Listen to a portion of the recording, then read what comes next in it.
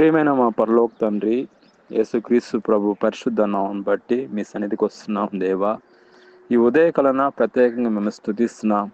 గత వారం అంతా కూడా ప్రభా కాపాడిన దానికి స్తోత్రం నాయన. స్తుతులు స్తోత్రం తండ్రి. మరొక నూతన వారం చూడడానికి ప్రభా మీరు ఇచ్చిన కృపను బట్టి దయను బట్టి మీకు స్తోత్రం నాయన. ఈ ఉదయకాలను ఎవరైతే ఏకీభవిస్తున్నారో వాళ్ళ గురించి నేను భారంతో ప్రార్థన చేస్తున్నాం. వాళ్ళ యొక్క ప్రతి అవసరత ప్రతి అక్కర తీర్చండి. ఎవరైతే ఈ సమయంలో అనారోగ్యంతో ఉన్నారో వాళ్ళకి స్వస్థత విడుదల పరిపూర్ణమైన ఆరోగ్యం దయచేయండి. ఎవరైతే ఆర్థికంగా చాలా కష్టాలు ఉన్నారో వాళ్ళని విడిపించండి ఆయన. ఈరోజు ఎవరైతే ఎగ్జామ్స్ రాస్తున్నారో వాళ్ళని జ్ఞాపకం చేసుకోండి. మంచిగా ఎగ్జామ్ రాయడానికి కృప చూపించండి. నిన్నటి దినాన అజయ్ ఫాస్టర్ గారిని అరెస్ట్ చేశారు. ఆయన విడుదల కొరకు నేను ప్రార్థన చేస్తున్నాం. వాళ్ళ కుటుంబం యొక్క ఆదరణకు వాళ్ళ కుటుంబం యొక్క ఆయా మీరే దీవించండి.